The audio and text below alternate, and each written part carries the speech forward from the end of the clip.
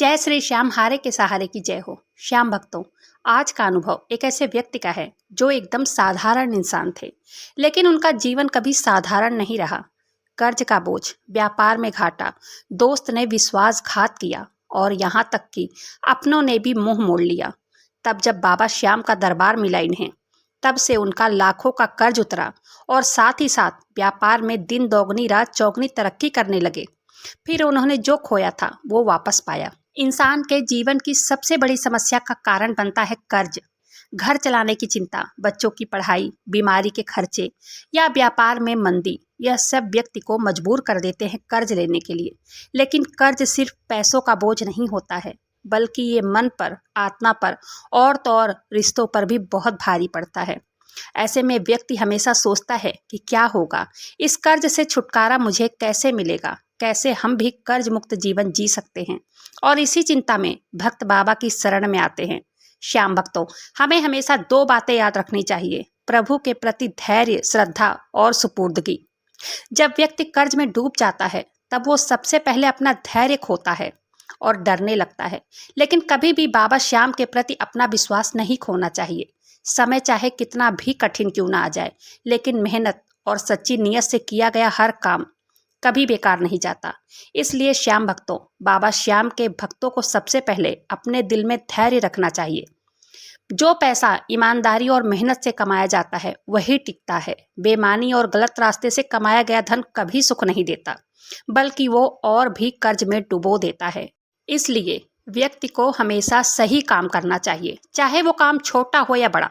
कभी भी दान करने से धन नहीं घटता है, बल्कि बढ़ता ही है।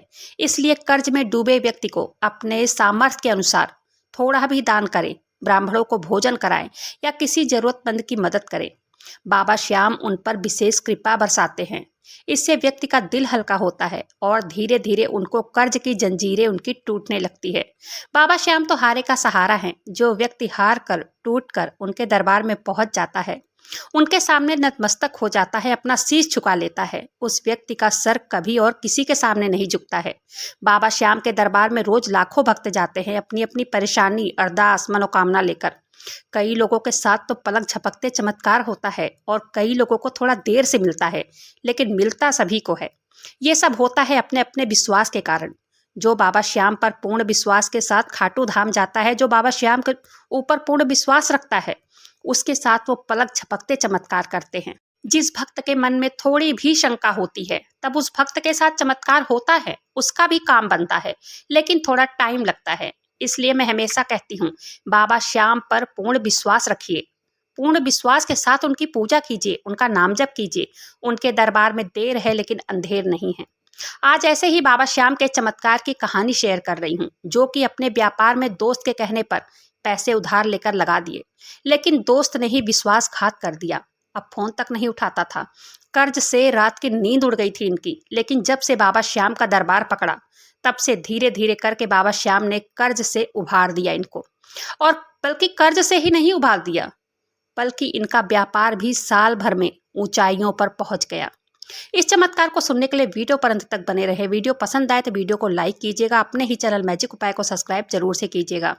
बाबा श्याम से जुड़ने के लिए दिल से बाबा श्याम का जयकारा जरूर से लगाइएगा। श्याम भक्तों, आज का यह अनुभव राजस्थान के रहने वाले रविंद्र जी ने भेजा है। साल 2021 उन्होंने कपड़ों का होलसेल का अपना काम शुरू किया था।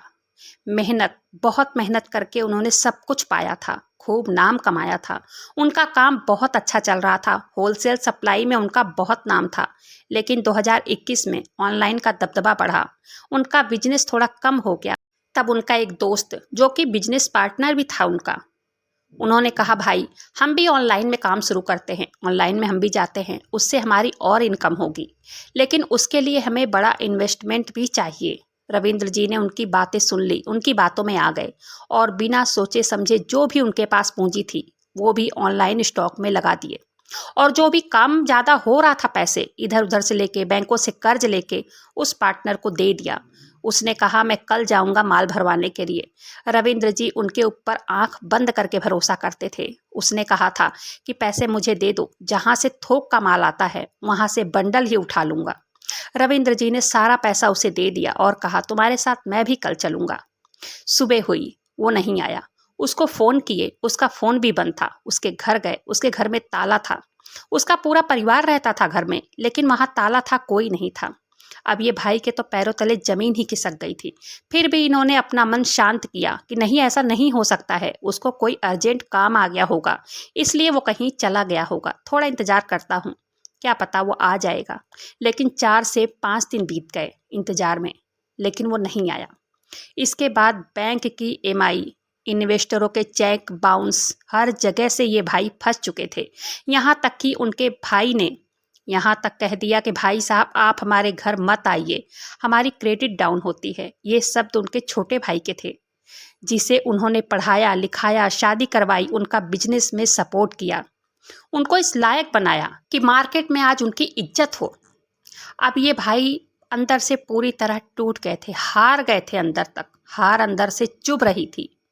जिन लोगों पर उन्होंने बहुत भरोसा किया था, उन्हें जिन लोगों से उम्मीद थी, उन्होंने ही उनका साथ छोड़ दिया था।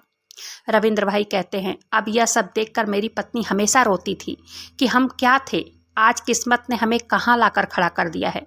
वो कहती कि अब क्या होगा हमारा, हमारे पास कोई रास्ता नहीं बचा। बच्चों के कॉलेज की फीस नहीं निकल पाती थी, बच्चे भी हमेशा परेशान रहते थे। रविंद्र जी के 2 बेटे हैं। रविंद्र भाई ने सारी उम्मीदें खो दी थी, मानो उन्होंने हार मान ली थी। उनके मन में ये होता, आत्महत्या के अलावा कोई रास्ता नहीं है। वो सोचते, अगर मैं नहीं रहूँगा, कर्जदार बैंक वाले मेरे परिवार को परेशान नहीं करेंगे। इतना बड़ा कर्ज, इन्वेस्टरों के चेक बाउंस हो रहे थे।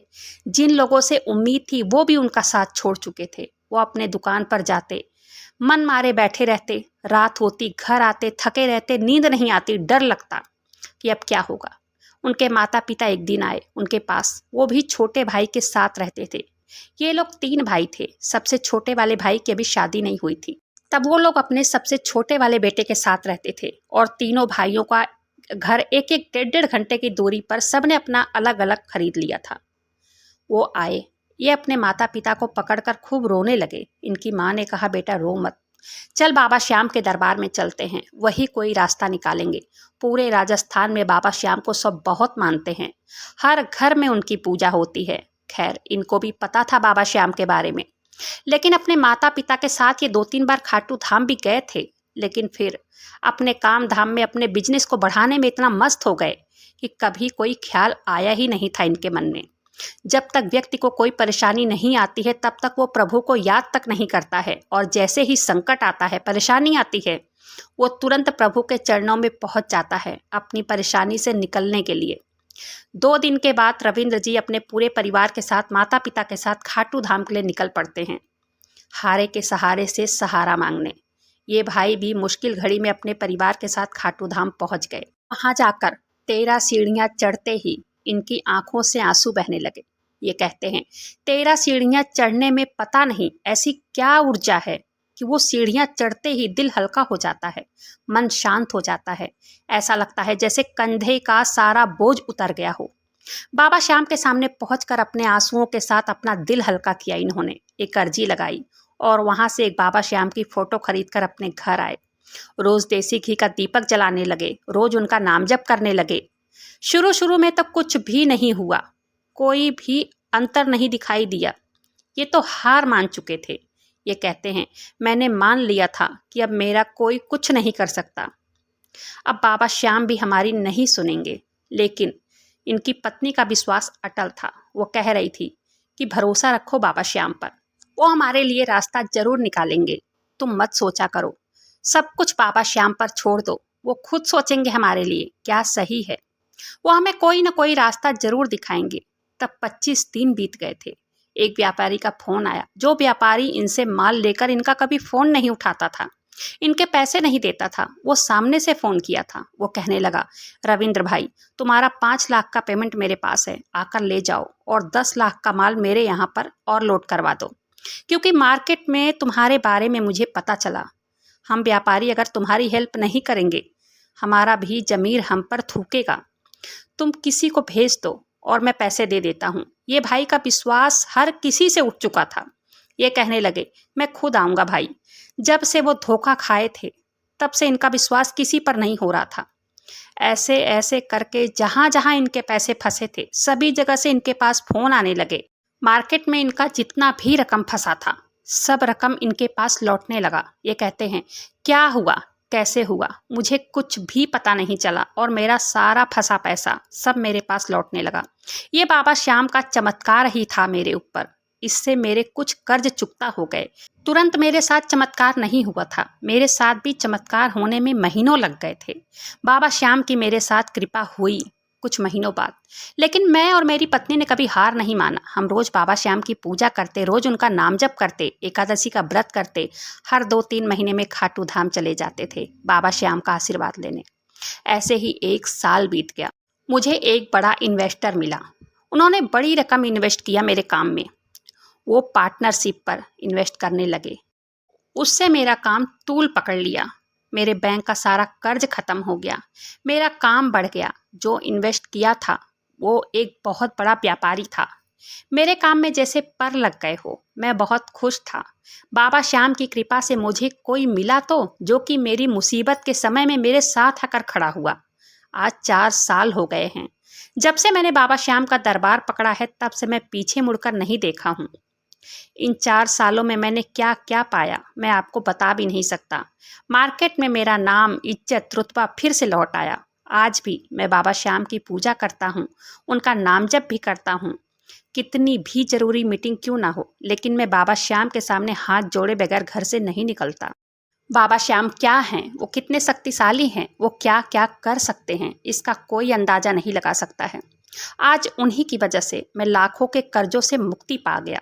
मेरा काम भी बहुत अच्छा चलने लगा। रविंद्र जी के साथ हुए चमत्कार की सत्य कहानी यहीं पर समाप्त होती है। वीडियो पसंद आए तो वीडियो को लाइक कीजिएगा। अपने ही चैनल मैजिक उपाय को सब्सक्राइब जरूर से कीजिएगा। बाबा श्याम नाम का जयकारा दिल से लगाइएगा। मिलते हैं फिर ऐसे किसी वीडियो के साथ, तब तक के लिए जय श्री श्याम, हारे के सहारे की जय हो।